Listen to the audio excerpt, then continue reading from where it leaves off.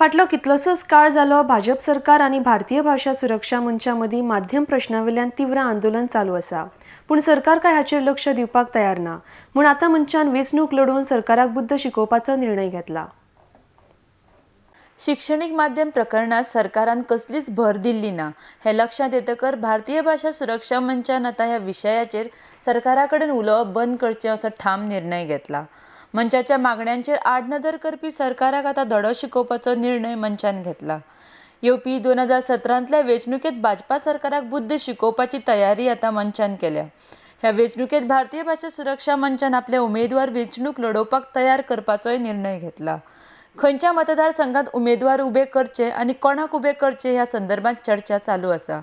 ह्या प्रक्रिये बाबतीत अधिकार मंचाचे नेते ॲडव्होकेट उदय भेंब्रे हांचे कडेन सोपयल्यात।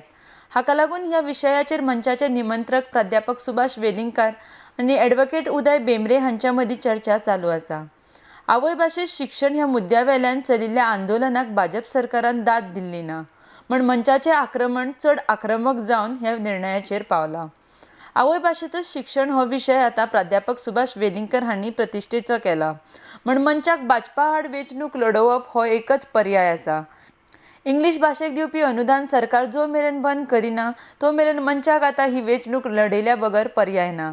कांय दीस फाटींच मंचान मुखेलमंत्री लक्ष्मीकांत पार्सेकर हांची भेट घेतिल्ली, मात माध्यम प्रश्नार अजून काय तोडगो काडिल्लो दिसना।